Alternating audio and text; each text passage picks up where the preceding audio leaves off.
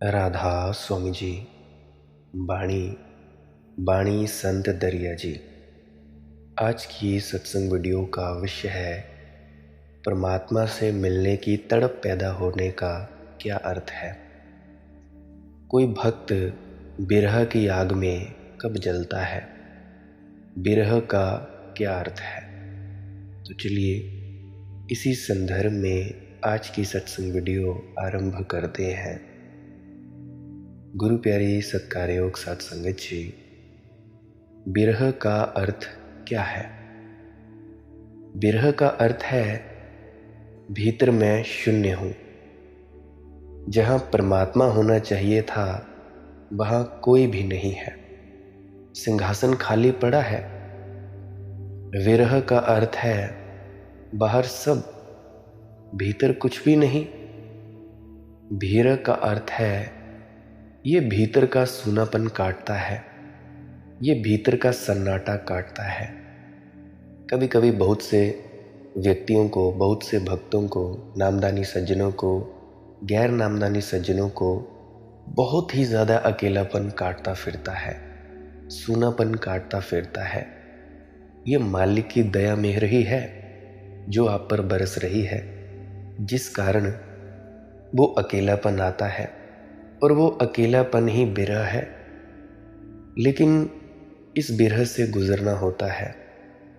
इस बिरह से गुजरने बिना कोई भी सिंहासन के उस मालिक तक नहीं पहुंच पाता है।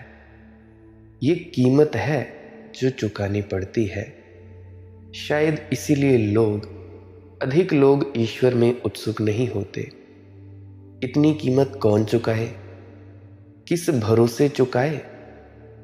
शायद इसीलिए अधिक लोगों ने झूठे और औपचारिक धर्म खड़े कर लिए हैं। मंदिर गए, 2 फूल चढ़ा आए, घंटा बजा दिया, दिया जला आए, निपट गए, बात खत्म हुई। ना भीतर का घंटा बजा, ना भीतर का दिया जला, ना भीतर की आरती सजी, बाहर का इंतज़ाम कर लिया है।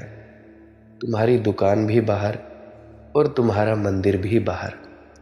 तो तुम्हारी दुकान और तुम्हारे मंदिर में बहुत फर्क नहीं हो सकता। दुकान बाहर, मंदिर तो भीतर होना चाहिए।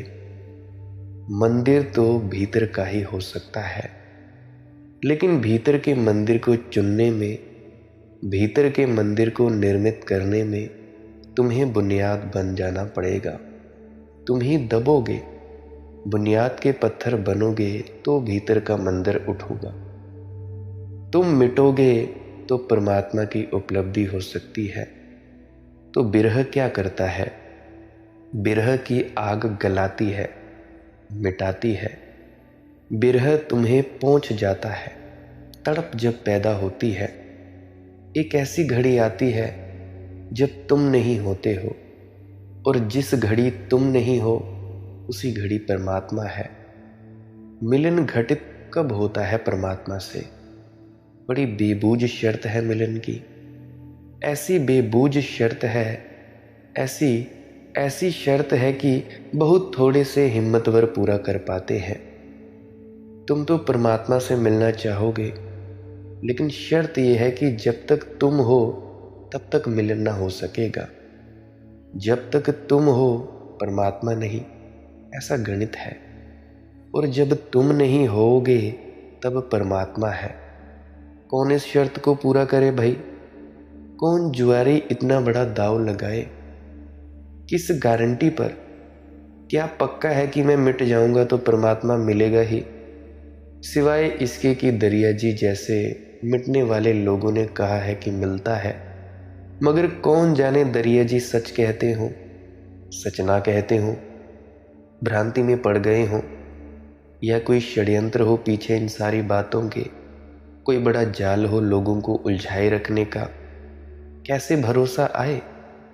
तो एक ही उपाय है कि किसी ऐसे व्यक्ति से मिलना हो जाए जो मिट गया है और मिटकर हो गया है, मिटकर पूर्ण हो गया है, जिसने शून्य को जाना है और शून्य में उतरते हुए पूर्ण को पहचाना है, जिसने भीतर मैं को पूरी तरह से मिटा डाला हो, जिसके भीतर मैं तो नहीं बचा, अब तू ही विराजमान हो गया है।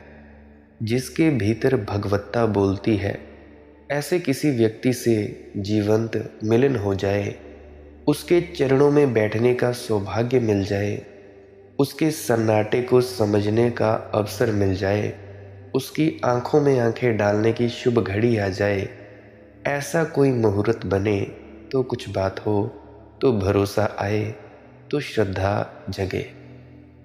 सत्संग के बिना श्रद्धा नहीं जगती है, और सद्गुरु के बिना ये भरोसा आ नहीं सकता कि तुम इतनी हिम्मत जुटा सको कि अपने को मिटाऊं और परमात्मा को पाऊं। दरिया बान गुरुदेव का, कोई झेले सूर सुधीर, लागत ही व्यापै सही, रोम रोम में पीर। इसीलिए संत दरिया जी कहते हैं, ये बात समझ में न आएगी, ये बिरह की हिम्मत तुम न जुटा पाओगे, ये तो तभी जुटा पाओगे जब दरिया बाण गुरुदेव का, जब किसी सद्गुरु का बाण तुम्हारे हृदय में लग जाएगा। कोई झेले सूर सुधीर, दो शब्द प्रयोग किए हैं, सूर और सुधीर। सूर भी हैं लोग, हिम्मत भर भी लोग हैं, बहादुर भी लोग हैं, मगर उतने से काफ़ी नहीं है। मरने वाले को तैयार हैं, मगर सूझबूझ बिल्कुल नहीं है।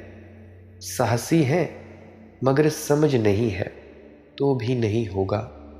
और ऐसा भी बहुत है कि बहुत लोग जो बड़े समझदार हैं मगर साहसी नहीं है, तो उनकी समझ के कारण वे और भी कायर हो जाते हैं।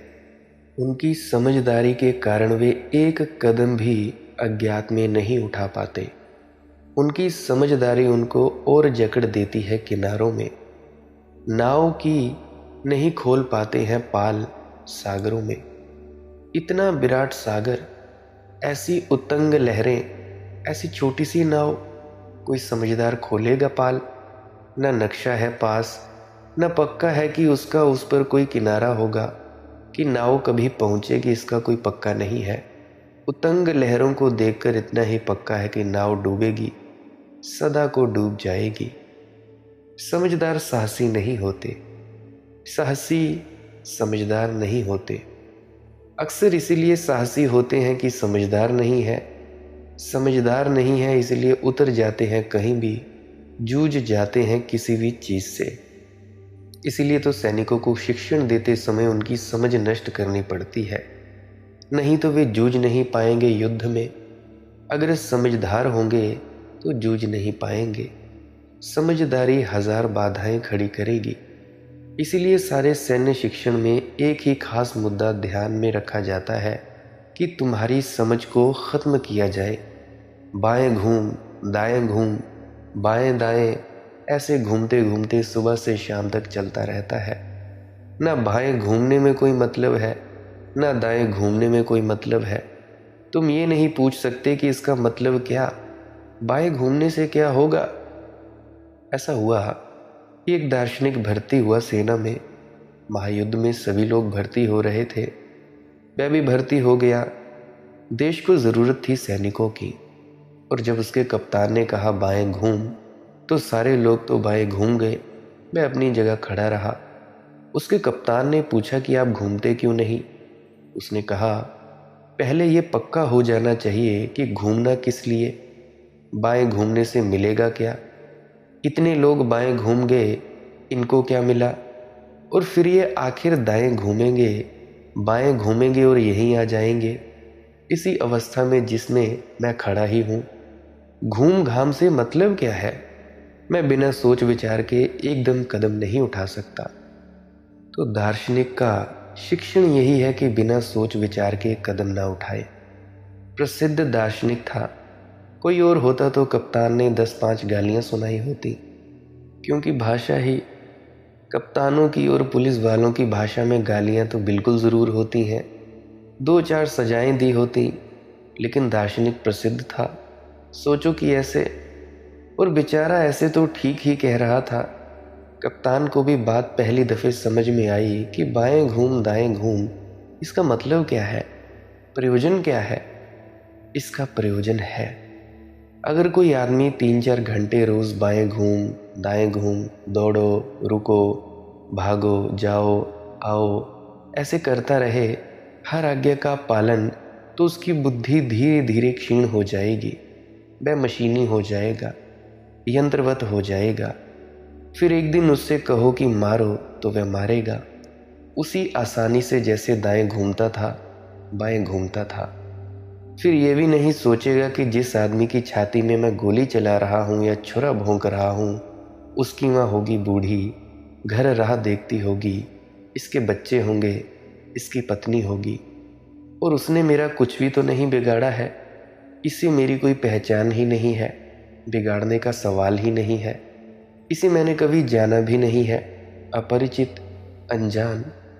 जैसे मैं युद्ध में भर्ती हो गया हूँ 4 रोटी के लिए, ऐसे ये भी युद्ध में भर्ती हो गया है। क्या इसे मारूं? ये दार्शनिक जो बाएं नहीं घूम रहा है, ये गोली भी नहीं चलाएगा। जब आज्ञा होगी कि चलाओ गोली तो यह पूछेगा क्यों?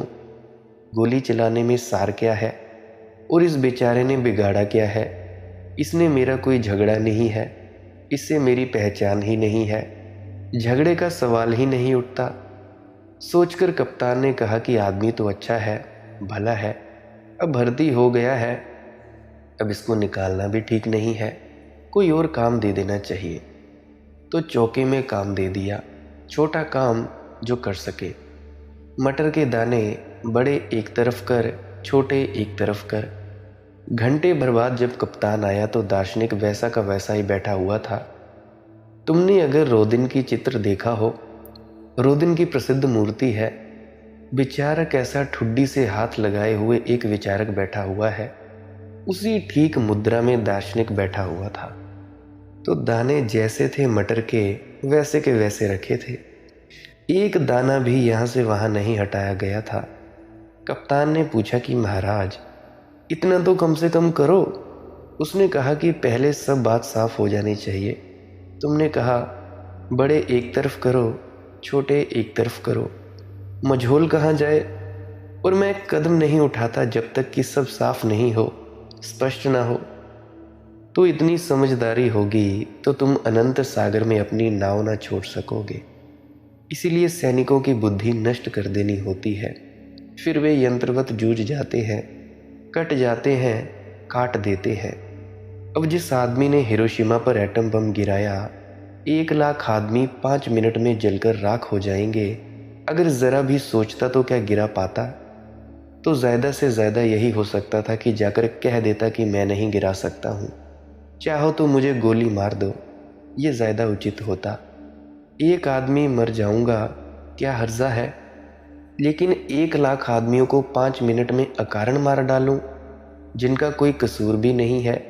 छोटे बच्चे हैं, स्कूल जाने की तैयारी कर रहे हैं, अपने बस्ते सजा रहे हैं, पत्नियां घर में भोजन बना रही हैं, लोग दफ्तर काम के लिए जा रहे हैं।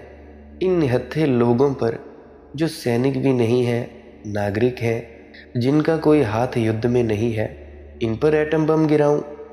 लेकिन नहीं, ये सवाल नहीं उठा। वह जो बाएं घूम दाएं घूम का शिक्षण है, वह सवालों को नष्ट कर देता है, वह एक अंधापन पैदा कर देता है। उसने तो बस गिरा दिया, और जब दूसरे दिन सुबह पत्रकारों ने उससे पूछा कि तुम रात सो सके, तो उसने कहा मैं बहुत अच्छी नींद सोया, क्योंकि जो मुझे काम दिया गया था वह पूरा कर दिया गया था। फिर अच्छी नींद के सिवाय और क्या था? जो मेरा कर्तव्य था वह पूरा कर पाया, बहुत गहरी नींद सोया। 1 लाख आदमी जलकर राख होते रहे और उनके ऊपर एटम बम गिराने वाला आदमी रात गहरी नींद सो सका। ज़रूर बुद्धि बिल्कुल पहुंचती गई होगी, ब्रेन वॉश, ज़रा भी बुद्धि का नाम निशान ना रहा होगा। तो एक तरफ बुद्धिमान लोग हैं, उनमें साहस बिल्कुल भी नहीं है, और एक तरफ साहसी लोग हैं, उनमें बुद्धि बिल्कुल नहीं है। इनमें दोनों में से कोई भी परमात्मा तक नहीं पहुंच सकता। इसीलिए संत दरिया ने बड़ी ठीक बात कही है, कोई सूर सुधीर, साहसी और अति बुद्धिमान सुधीर, सुधी जिसके भीतर हो सुधी, प्रज्ञा जिसके भीतर हो, कोई प्रज्ञावान साहसी, ऐसे अमृत संयोग जब मिलता है, ऐसा जब सोने में सुगंध होती है, तब परमात्मा को पाया जाता है। बान गुरुदेव का कोई झेला सूर सुधीर। मेरे पास बहुत से लोग आते हैं, प्रश्न पूछते हैं। कोई हैं जो बहुत पंडित हैं, बहुत सोच विचार में हैं, वे भी बाण को नहीं झेल पाते। और मेरी उम्र कोई 26 साल, मेरी उम्र से बड़े बड़े लोग मेरे पास प्रश्न पूछने आते हैं। कोई 70 साल की दादी आ गई, कोई 73 साल के दादाजी आ गए, कोई 55 साल की आंटी आ गई। मतलब मेरी उम्र से सभी बड़े ही हैं। सभी को बड़ा अभिमान है कि हम बहुत जानते हैं। अगर मैं उनसे कुछ पूछूं तो वे कहते हैं कि भाई ये तो हमें पता ही है। कुछ बताने लगूं तो कहते हैं कि ये भी हमें पता ही है। तो अगर पता ही है तो मेरे पास लेने क्या आते हो? क्यों फालतू के अपने वक्त बर्बाद करते हो मेरे को कॉल करके? क्यों फालतू के प्रश्नों को मेरे पास लेके आते हो? तो तुम उनको ही क्यों नहीं ढूंढ लेते जो तुम्हारे पास बहस बहासी करे, तुम्हारे साथ 1-1.5 घंटा बहस करने को तैयार हो? तो कोई पंडित है, अब मेरी उम्र 26 और ऊपर से कम पढ़ा लिखा, मुश्किल से 12वीं तक मैंने कक्षा पास की है। लोग आते हैं, कोई शिक्षक हैं, कोई प्रोफेसर हैं, कोई मंत्री हैं, कोई हैं तो कोई हैं। तो पंडित बहुत सोच विचार में है, वे भी मेरे बाणों को नहीं झेल पाते। उनके बीच इतने शास्त्र हैं कि बाण शास्त्रों में ही छिद जाता है, उनके हृदय तक नहीं पहुंच पाता। उनकी समझदारी अतिशय है कि उनके भीतर साहस तो रह ही नहीं गया है। साहसी आ जाते हैं तो भी मेरी बात गलत समझते हैं, क्योंकि साहसी मेरी बात सुनकर ही मैं स्वतंत्रता की बात करता हूँ, वह स्वच्छता की बात समझ लेता है। उनके पास बुद्धि नहीं है। मैं प्रेम की बात करता हूँ, वह काम की बात समझ लेता है। उनके पास बिल्कुल बुद्धि नहीं है। मैं कुछ कहता हूँ, व्यक्ति कुछ का कुछ समझ लेते हैं और करते कुछ है। सद्गुरु का बाण तो केवल वे ही झेल सकते हैं जिनमें दोनों बातें हों, साहस हो, सुबुद्धि हो। लागत ही व्याप्य सही, फिर तो लग बर जाए, जरा सा भी लग जाए गुरु का बाण, फिर तो व्याप जाता है। रोम रोम में पीर, रोए रोए में बिरह की पीड़ा पैदा हो जाती है। परमात्मा की पुकार उठने लगती है, परमात्मा जगने लगता है। साध सूर का एक अंग, मना ना भावे झूठ, साध ना छाड़े राम को, रन में फिरे ना पूठ।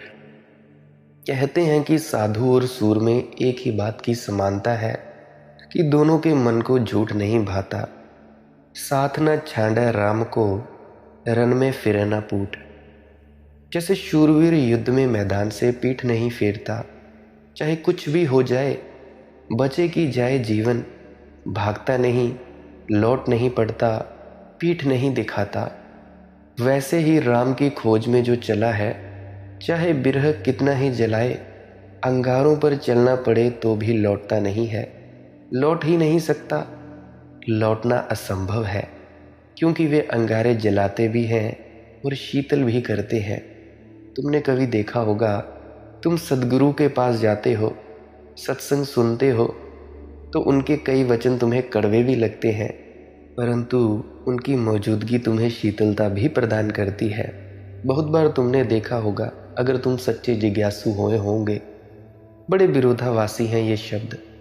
वे कांटे चुभाते भी हैं और भीतर एक बड़ी मिठास भी भर जाते हैं।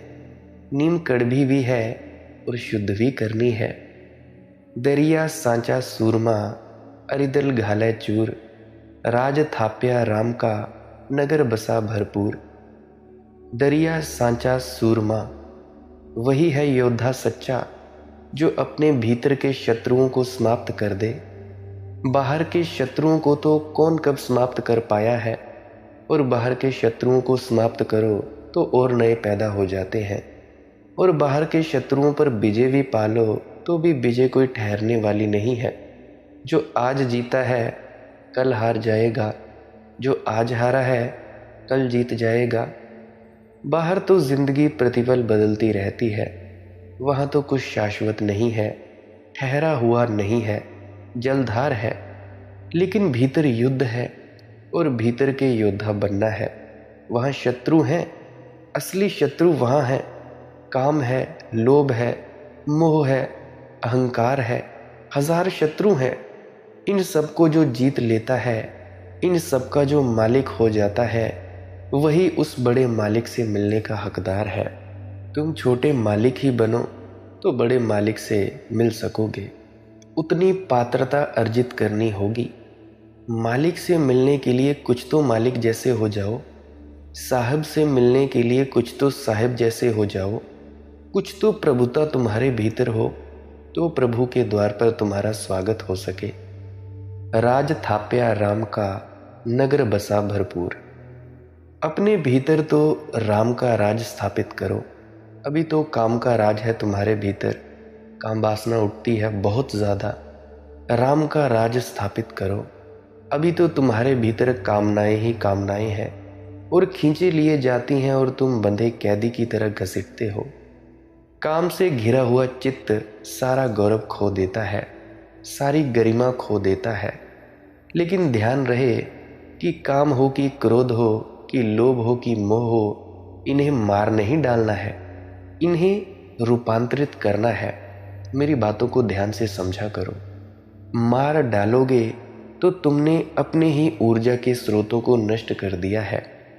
ये तुम ऐसा ही समझो कि जैसे सर्दियां हैं, अब तुम्हें फ्रिज की ठंडी बर्फ़ नहीं चाहिए, तो अगर तुम फ्रिज को तोड़ने लग पड़ो तो इससे क्या होगा? तुम्हारा ही नुकसान होगा। फ्रिज की अभी ज़रूरत नहीं है, परंतु गर्मियों में तो पड़ेगी ना। गर्मियों में ज़रूरत पड़ती है, तो फ्रिज की ऊर्जा को, जो फ्रिज है उसको नष्ट कर देना उचित नहीं है। तो मैं कहता हूँ, मार डालोगे तो तुमने अपने ही ऊर्जा स्रोतों को नष्ट कर दिया। क्योंकि क्रोध ही जब ध्यान से जुड़ जाता है तो करुणा बनता है, दया की भावना बनता है। क्रोध को काट नहीं डालना है, ध्यान से जोड़ना है। होशियारी तो वही है जो जहर को भी औषधि बना ले। सच्चा सुधी तो वही है जो पत्थरों को भी सीढ़ियाँ बना ले। मार्ग की बाधाओं को भी जो उपयोग कर ले, उनका सहयोग ले ले। अब जैसे काम वासना तुम्हारे भीतर उठती है, तो ये नहीं सोचना है कि काम वासना को मार ही डालना है या जला डालना है या नष्ट कर देना है या दबाना है। काम वासना को रूपांतरित करना है। क्योंकि सबसे ज़्यादा ऊर्जा जो उठती है हमारे भीतर, वो काम की वासना में उठती है। बहुत ही ज़्यादा अनंत ऊर्जा उठती है। अगर तुम में से किसी में भी अनंत भाव उठता है काम वासना का, तो तुम समझ लेना तुम उतनी ही जल्दी अपने भीतर उतर पाओगे। क्योंकि ईंधन है, ऊर्जा है तुम्हारे भीतर, बिजली का करंट है। तुमने बस इतना करना है कि किसी सद्गुरु के पास जाकर विधि लेनी है कि कैसे तुम्हें ध्यान में उतरना है। जब तुम ध्यान में उतरने लगोगे तो वही काम वासना की ऊर्जा जो नीचे की तरफ बहती होगी, वो एकदम से ऊपर की तरफ उठेगी और बहुत ही जल्दी तुम्हारे भीतर तरक्की हो जाएगी। ये काम वासना का रूपांतरण है। ध्यान में जब उतरोगे, किसी गुरु के पास जाकर विधि लोगे, तो तुम्हारी वही काम की वासना जो नीचे उतरती थी, यही वासना जो ऊर्जा नीचे की तरफ बहती थी, ये ऊर्जा ऊपर की तरफ बहनी शुरू हो जाएगी। तो इसलिए किसी भी अपनी ऊर्जा से नफरत मत करना। कोई ज़रूरत नहीं है इन ऊर्जाओं से नफरत करने की। ना काम से नफरत करो, ना क्रोध से, ना लोभ से, ना मोह से, ना अहंकार से। ऐसे ही तुम किसी भी चीज़ से नफरत मत करो। इन सब चीज़ों के बनने के कारण है, ये सभी ऊर्जाएं हैं। ये तो ऐसे ही है जैसे अभी मैंने पिछले लाइनों में उदाहरण दी कि सर्दियों में फ्रिज की ज़रूरत तो नहीं है, परंतु अगर तुम फ्रिज को तोड़ने लग जाओ तो गर्मियों में भी उसका फ़ायदा नहीं उठा पाओगे, ऊपर से अलग नुकसान कर बैठोगे। तो इसीलिए हर वासना का, काम क्रोध लोभ मोह अहंकार का एक खास मकसद है, परंतु अगर हम इस मकसद को अति पर लेके चले जाएंगे तो ये हमें खराब करती हैं। अब तुम देखते होंगे कि तुम्हारे सद्गुरुओं के भी बच्चे थे, सद्गुरुओं की भी शादियां हुई, तो अगर वो अपनी काम वासना को दबाते तो भाई उनके तो बच्चे नहीं हो पाते, उनके बच्चे क्या आसमान से टपके हैं। तुम जो काम वासना को इतना ज़्यादा बोलते हो कि हाँ भाई बहुत बुरी है, तुम्हारे खुद के सद्गुरुओं के बच्चे हैं, उनकी पत्नी है, तो वो कहाँ से हुए? उन्होंने उस वासना का सदुपयोग किया। ऐसे ही नहीं पाशविक वृत्ति के लिए जैसे पशु करते हैं ऐसे ही नहीं उतरे, वो एक खास मकसद के लिए उतरे कि हमारे जेनेटिक्स, हमारे डीएनए इस पृथ्वी पर रह जाना चाहिए। ये भी परमात्मा की ही मर्जी है, सहज प्रक्रिया है वासना। काम वासना इसीलिए दी जाती है वंशावृद्धि के लिए, ना कि पाशविक वृत्तियों को पूरा करने के लिए। मेरे ख्याल से आप ये भी समझ पाए होंगे कि करना क्या है। किसी गुरु के पास जाओ, उससे विधि लो ध्यान की उतरने की, बस बैठो। वही वासना और ज़्यादा आपको शक्ति देगी ऊपर उठने में।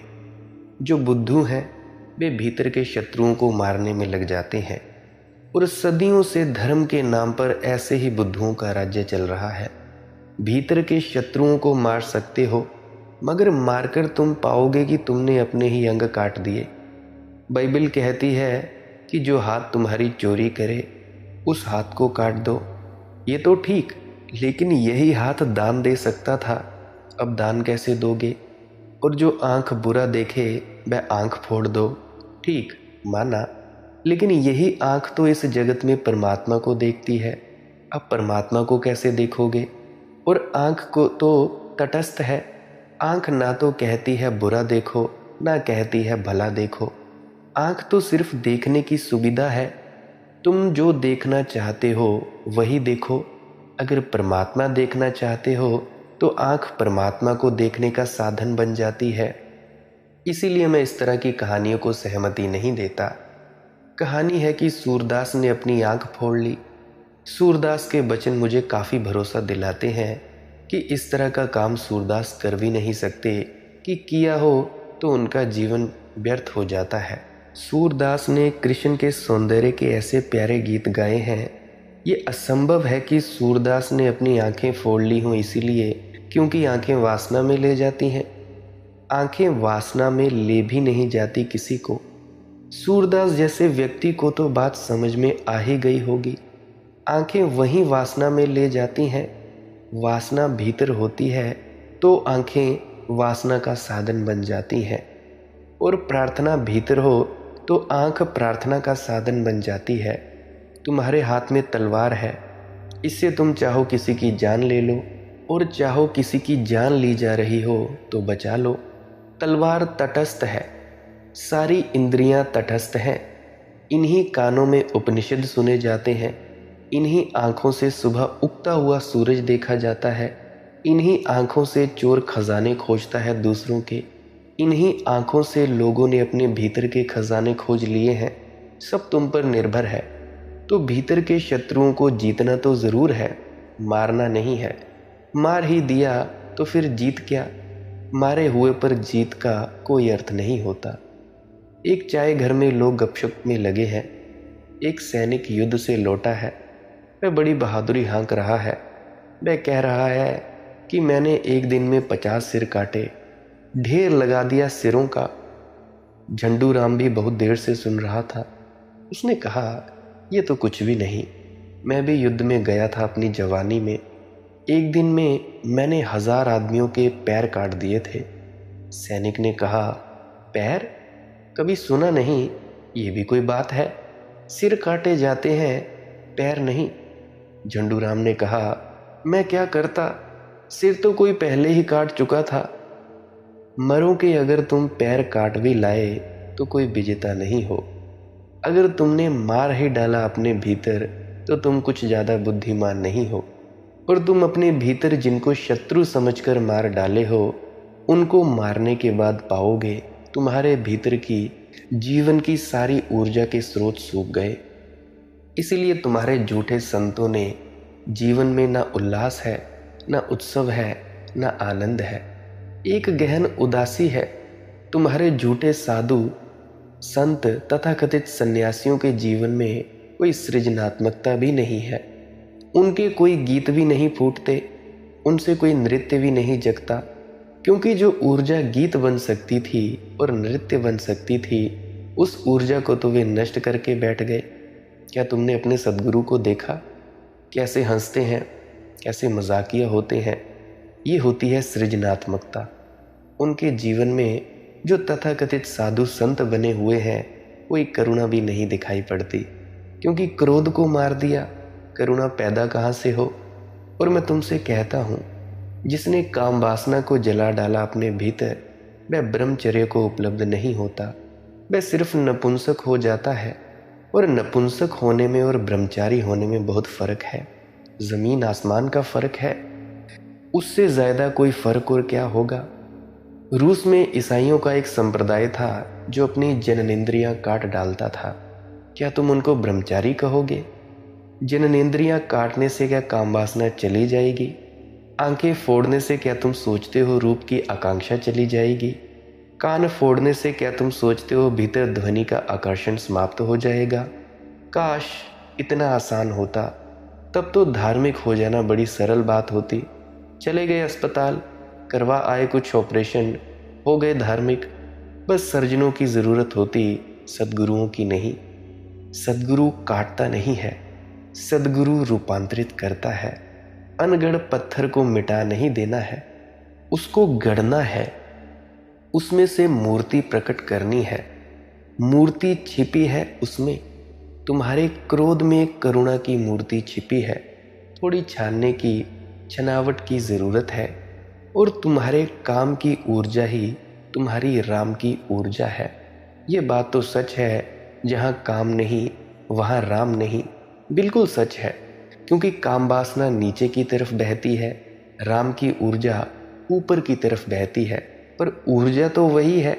तुम चाहो तो उसमें काम में वेस्ट कर दो, उसमें काम में बिल्कुल छिन्न भिन्न कर दो। तुम चाहो तो राम की ऊर्जा बना लो। ये तुम्हारी संपदाएं हैं। ये शत्रु हैं अभी, क्योंकि तुम जानते नहीं कैसे इनका उपयोग करो।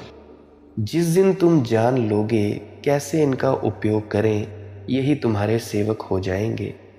आज से हजारों साल पहले वेद के ज़माने में आकाश में बिजली ऐसी ही कौंधती थी, ऐसे ही जैसी अब कौंधती है। लेकिन तब आदमी कंपता था, थरथराता था, सोचता था कि इंद्र महाराज नाराज़ हो रहे हैं, कि इंद्र महाराज धमकी दे रहे हैं। सो भावता समझ में आती है बात। 5000 साल पहले बिजली के संबंध में हमने कुछ सुना भी नहीं था। और जब बिजली आकाश में कड़कती होगी तो ज़रूर छाती धड़कती होगी, घबराहट होती होगी। कोई व्याख्या चाहिए तो एक ही व्याख्या मालूम होती थी कि इंद्रधनुष, जैसे कि इंद्र ने अपने धनुष का बाण चढ़ाया हो। नाराज़ है इंद्र, कुछ भूल हो गई है हमसे। लोग घुटनों पर गिर पड़ते होंगे और प्रार्थना करते होंगे। अब कोई बिजली की प्रार्थना नहीं करता। अब भी बिजली चमकती है, मगर तुम घुटनों पर गिरकर प्रार्थना नहीं करते। अब तुम भली भांति जानते हो कि बिजली क्या है। अब तो तुम्हारे घर में बिजली तुम्हारी सेवा करती है। बटन दबाओ और बिजली हाजिर और कहती है, जी हुजूर आज्ञा दो। बटन दबाओ, पंखा चले। बटन दबाओ और बिजली चले। बटन दबाओ, टीवी चले, तुम्हारे मोबाइल रिचार्ज हो। अब तो बिजली तुम्हारे घर की दासी है। अब आकाश की बिजली को तुम इंद्रधनुष का या इंद्र का क्रोध और कोप नहीं मानते। अब तो बात खत्म हो गई। अब तो यह कहानियाँ बच्चों को पढ़ाने योग्य हो गई हैं। अब तो बच्चे भी इन पर भरोसा न करेंगे। जैसे ही हम किसी बात को पूरा पूरा जान लेते हैं, हम उसके मालिक हो जाते हैं। बाहर की बिजली तो वश में आ गई है, भीतर की बिजली अभी वश में नहीं आई है। भीतर की बिजली का नाम काम वासना है। वह जीवंत विद्युत है। अब तक के धार्मिक लोग उससे डरे रहे हैं, घबराए रहे हैं, कंपते रहे। जाएगी? आंखें फोड़ने से क्या तुम सोचते हो कि रूप की आकांक्षा चली जाएगी? कान फोड़ने से क्या तुम सोचते हो कि भीतर ध्वनि की आकर्षण समाप्त हो जाएगा? काश इतना आसान होता, तब तो धार्मिक हो जाना बड़ी सरल बात थी। चले गए किसी अस्पताल में, काश इतना आसान होता, धार्मिक हो जाना बड़ी सरल बात होती। अस्पताल चले गए, करवाए ऑपरेशन, बस हो गए धार्मिक। सर्जनों की ज़रूरत होती, सद्गुरुओं की नहीं। अब तक के धार्मिक लोग भीतर की बिजली जिसका नाम कामवासना है उससे डरे हैं। उनके कंपन से कुछ फायदा नहीं हुआ है और उसकी घबराहट से बहुत नुकसान हुआ है। जो जानते हैं वे तो कहें इस भीतर की विद्युत को भी बदला जा सकता है, वह भी तुम्हारी सेविका हो सकती है। जब कामवासना तुम्हारी सेवा में रत हो जाती है तो ब्रह्मचर्य, जब तब तुम कामवासना की सेवा करते हो अब्रह्मचर्य। भेद इतना ही है, कौन मालिक, इससे सब निर्भर होता है। काम वासना को काट डालो। काटना बहुत आसान है, बहुत आसान है। तुम अजित सरस्वती के पास जा सकते हो, बड़ा आसान है। काम वासना को काट डालना। तुम्हारी जननेंद्रियां काटी जा सकती हैं। तुम्हारे शरीर के भीतर हार्मोन जिनसे कि कोई पुरुष होता है, कोई स्त्री होती है, वे हार्मोन निकाले जा सकते हैं, नए हार्मोन डाले जा सकते हैं। तुम्हें बिल्कुल काम वासना से रिक्त किया जा सकता है। मगर तुम ये मत सोचना कि इससे तुम महावीर हो जाओगे, कि इससे तुम बुद्ध हो जाओगे, कि इससे तुम्हारे भीतर संत दरिया की तरह आनंद की लहरें उठने लगेंगी, कि मीरा की तरह तुम नाच उठोगे। कुछ भी नहीं, इससे तुम एक कोने में बिल्कुल सुस्त होकर बैठ जाओगे। तुम्हारा जीवन एक महा उदासी से घिर जाएगा। तुम्हारी जिंदगी अमावस की रात होगी, पूर्णिमा का चांद नहीं। तुम सिर्फ उदास और सुस्त हो जाओगे, तुम मुर्दा हो जाओगे। और तुम इस बात को भली भांति जानते हो। ना जानते हो तो गांव के किसान से पूछ लेना, आखिर सांड में और बैल में फर्क क्या है? क्या बैल को तुम ब्रह्मचारी समझते हो? सांड की रौनक, सांड का रंग, सांड की शान, और कहाँ दीन दरिद्र बैल। मगर किसानों ने हजारों सालों से ये तरकीब निकाल ली, अगर सांड को बधिया कर दो तो दीनहीन हो जाता है। सांड को जरा जोड़कर देखो बैलगाड़ी में, ना तुम बचोगे ना बैलगाड़ी बचेगी। सांड को जरा खेत में जोता कर देखो, कुछ भी नहीं बचेगा। किसी गड्ढे में पड़े हड्डियां तुम्हारी टूट फूट हो चुकी होंगी। मनुष्य दीनहीन हो जाता है अगर काम वासना को काट दिया जाए, क्रोध को अगर काट दिया जाए, लोभ को अगर काट दिया जाए तो बहुत दीनहीन हो जाता है। उस दीनता की तुमने बहुत पूजा की है। मैं तुम्हें याद दिलाना चाहता हूँ, बंद करो अब ये पूजा। दीन मनुष्य के दिन गए, अब महिमाशाली मनुष्य के दिन आने दो। अब उस मनुष्य के दिन आने दो जो ऊर्जाओं का रूपांतरण करेगा, दमन नहीं, जो हर ऊर्जा का उपयोग करेगा। और मैं तुमसे कहता हूँ, परमात्मा ने तुम्हें जो भी दिया है निश्चित ही व्यर्थ नहीं दिया है। परमात्मा पागल नहीं है। अगर उसने काम वासना दी है तो जरूर उसमें छिपा कोई खजाना होगा। जरा खोदो, जरा खोजो। अगर क्रोध दिया है तो जरूर क्रोध में छिपी हुई कोई ऊर्जा होगी, उसे मुक्त करो।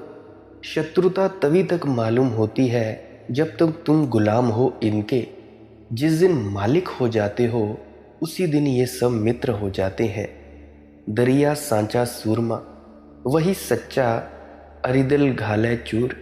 राज थाप्या राम का, नगर वसा भरपूर। शत्रुओं को पछाड़ देता है, उनकी छाती पर बैठ जाता है, उन्हें चारों खाने चित्त कर देता है। राम के राज्य को अपने भीतर स्थापित कर लेता है। लेकिन ध्यान रखना, नगर बसा भरपूर, ये कोई रिक्त जगह नहीं है। राम का राज्य नगर वसा भरपूर। उत्सव पैदा होता है, दिवाली है, होली है, रंग का त्योहार उठता है, दिए जलते हैं। राज थाप्या राम का, नगर वसा भरपूर। और जब तक तुम्हें किसी के भीतर राम का राज्य वसा हुआ दिखाई ना पड़े, भरपूर, गुलाल ना उड़ती हो, रंग ना उड़ते हो, दिए ना जलते हो, मृदंग पर थाप ना पड़ती हो, बांसुरी ना बजती हो, तब तक समझना कि साधु नहीं है। सिर्फ किसी तरह अपने को दबाए, किसी तरह अपने को संभाले बैठा हुआ मुर्दा है, जीवंत नहीं है। रसना सेती उतरा, हृदय किया बास। दरिया वर्षा प्रेम की, षट ऋतु 12 मास। बड़ा प्यारा वचन है। रसना सेती उतरा, जब तुम्हारी जीभ पर ही राम का नाम रहेगा तब तक कुछ ना होगा। जब तक तुम्हारी जीभ पर ही ये जो नामदान के शब्द रहेंगे कुछ भी ना होगा, कुछ भी नहीं हो सकता। नामदान के शब्दों का मकसद क्या है, किस तरह से जपना है, क्या इनका मकसद है क्या नहीं है, ये थोड़ा लंबा टॉपिक है। इसके बारे में चर्चा मैं कल की वीडियो में करूँगा। आज के लिए बस इतना ही। मुझे माफ़ी दें, आपके आनंद में बाधा बन रहा हूँ। और आखिर में बस इतना ही कहना चाहूँगा कि भजन सिमरन अवश्य करिए। भजन सिमरन बहुत ही ज़्यादा ज़रूरी है। सिमरन तो तुम सब सारा दिन कर सकते हो, परंतु भजन में बैठना बड़ा ज़रूरी है। धुन को सुनने की क्रिया में संलग्न होना बड़ा ज़रूरी है। याद रखें, धुन को सुनते वक्त ना तो जाप करना है, ना किसी सद्गुरु की शक्ल का ध्यान करना है। सिर्फ धुन को सुनने में ही लीन हो जाना है और कुछ भी नहीं करना है। तो मेरे ख्याल से मैं ये बात रोज़ कहता हूँ, आज फिर से कह रहा हूँ, समझ गए होंगे। और भी अगर किसी का कोई प्रश्न हो तो पुरानी वीडियोस को अवश्य सुन लिया करें, फिर मेरे पास आया करें। ऐसे मत आया करें बिना सोचे समझे। जिन प्रश्नों का जवाब मैं पुरानी वीडियोस में दे चुका हूँ, तुम फिर से वही प्रश्न ले आते हो। तो प्रार्थना है, पुरानी वीडियोस को अवश्य सुन लिया करें। अगर किसी मेरे मित्र का कोई प्रश्न हो तो वो लिख सकता है कमेंट सेक्शन में, टेलीग्राम पर पूछ सकता है, इंस्टाग्राम पर मैसेज कर सकता है, मुझे फेसबुक पर मैसेज कर सकता है। मालिक की मौत सत्संग सर्च कर लें, वहाँ पे मैसेज छोड़ सकता है। कॉल के माध्यम से भी पूछना हो तो मैसेज कर दीजिएगा, मैं पर्सनल नंबर भी दे दूँगा आपको पर्सनली। और अगर आप जी को ये वीडियो समझ में आई हो, कुछ आपके पल्ले पड़ा हो, तो इस वीडियो को लाइक कर दीजिए। अगर नहीं समझ में आया हो तो इस वीडियो को ज़रूर डिसलाइक करें कि आपको समझ में नहीं आया। मुझे समझ में आ जाएगा कि मेरे समझाने में कोई कमी है, कि मैं आपको समझा नहीं पाया हूँ। अब मैं आपसे इजाज़त चाहता हूँ। पहले तो आपका बहुत बहुत धन्यवाद। आपके भीतर बैठे परमात्मा को प्रणाम करता हूँ। मेरा प्रणाम स्वीकार करें। राधा स्वामी जी।